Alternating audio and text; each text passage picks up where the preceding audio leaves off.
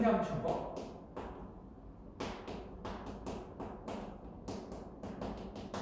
석탄층. 얘는 왜 열쇠층 검칙이라고 얘기하냐면 어느 동네에서 발견되는 얘들은 다 같은 애들이야. 왜 그럴까? 혹시 작년에 배웠던 내용 중에 생물의 대멸종 기억나세요? 대량멸종 몇 번 있었지?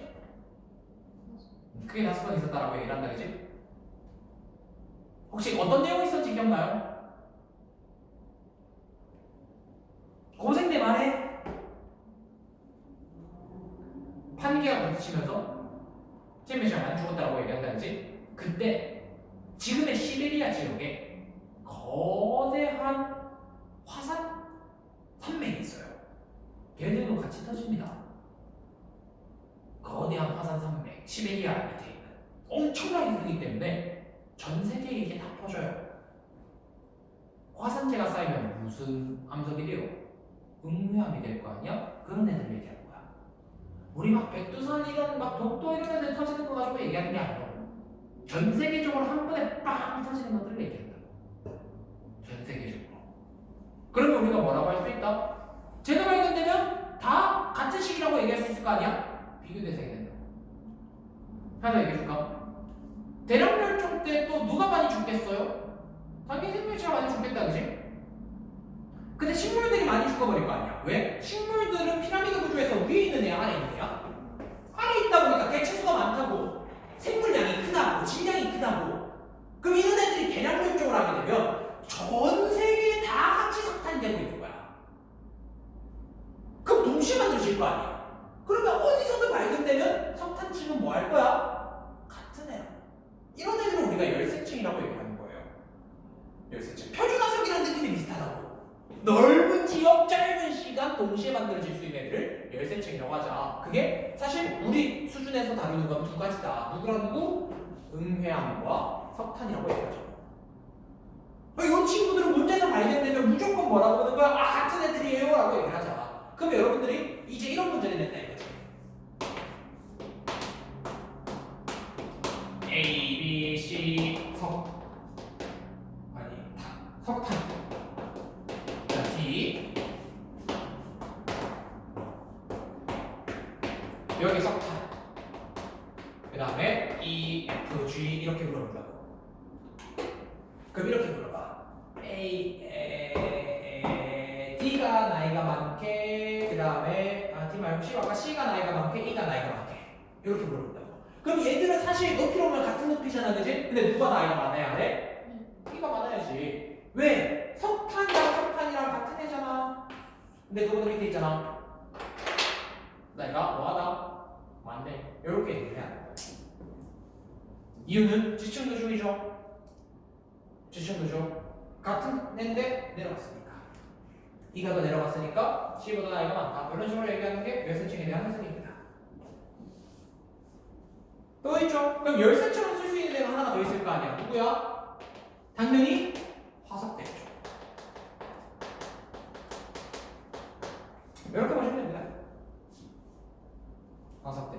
요게 우리가 이제 지층대비고 지상법칙을 통해서 찾아낼 수도 있었다 라고 얘기를 하는데 기본적인 건 지상학에서 적용을 시키고 두 지층을 비교하게 되었을 때 서로 간의 관계 같은 경우는 지금 보시는 것처럼 이제 화석 또는 암상의 얘기를 하시면 될 것 같다. 근데 꼭 열쇠층이 없더라도 지층 순서가 예를 들어 뭐 이런 식 A, B, C고 그 다음에 A, C, D다라고 얘기를 하면 얘들은 같은 거라고 보셔도 무방합니다. 이렇게 조금이라도 비슷하면 물론 여기에 더 비슷하면 더 좋죠.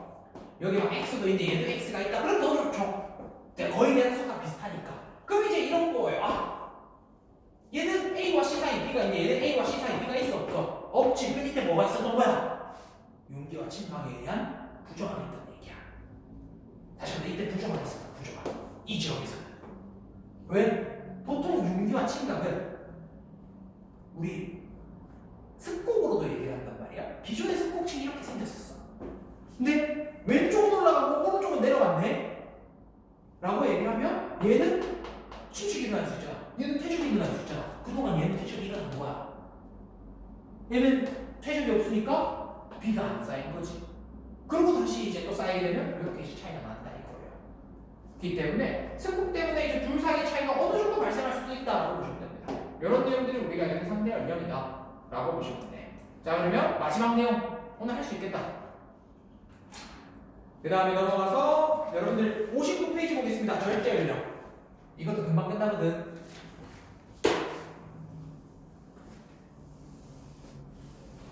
근데 절대 연령은 아마 다음 시간에 한 번 더 해야 될 것 같아요. 자세하게. 아니다. 지금 몇 분이니? 절대 연령 간단하게만 얘기할게요. 30분까지인지 알았어.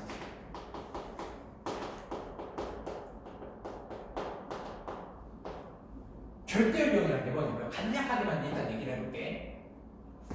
이게 돌이 있잖아요. 돌은 암석은 여러 광물로 이루어져 있죠.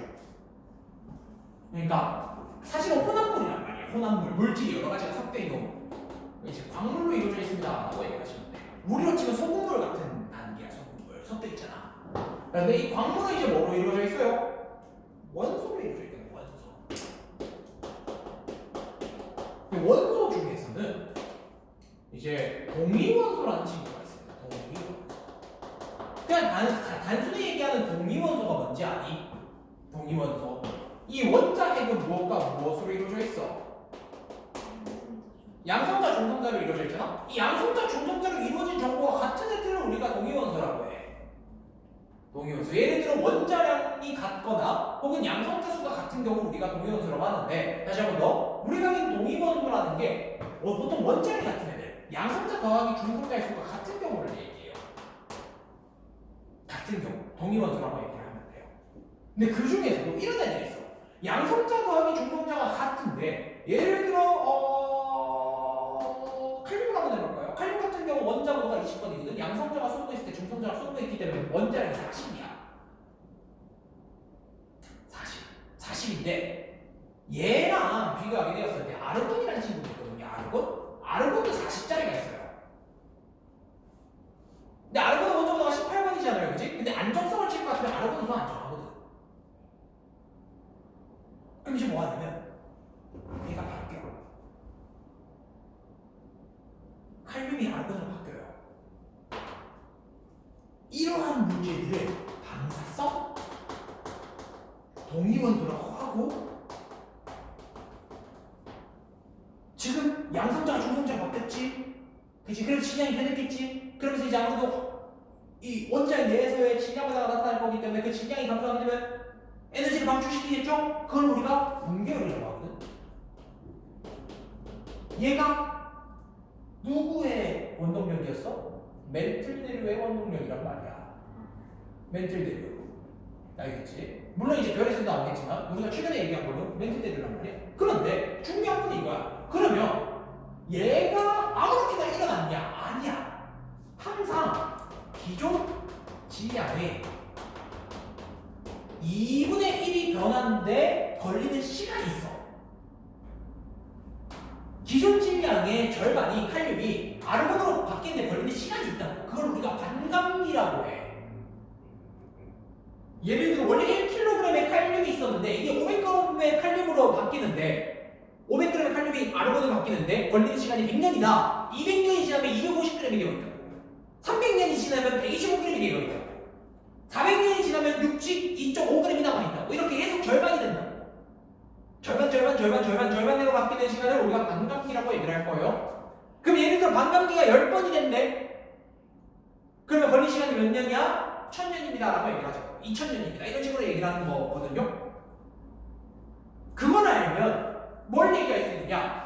이 암석 속에 들어있는, 광물 속에 들어있는 이 동위원소가 붕괴된 양을 비교하게 되면 이 암석이 몇 년 지났는지를 알 수 있다는 얘기야. 생성 시기로부터 몇 년이 지났는지를 알 수 있어. 그럼 정확한 나이를 알 수 있다는 거지? 그게 절대량이야. 요 계산에 대해서는 쌤이랑 다음 시간에 조금 더 디테일하게 해보고요. 하고 나면 우리 오늘 아까 전에 봤던 내용의 오른쪽 그래프가 이 절대량 개념이거든요. 다시 한 번 더 꺼내서 내용을 좀 보는 걸로 하고, 숙제 같은 경우는 58쪽까지 풀어주시면 될 것 같습니다. 사실 뒤쪽에 있는 62쪽 요 내용도 좀 같이 풀고 싶긴 한데 여기는 절대론도 좀 섞여 있어서 요거는 어차피 다음 주에 같이 얘기하는 걸로 하고 넘어갑시다. 자, 어쨌든 고생 많으셨고 다음 주에 오시면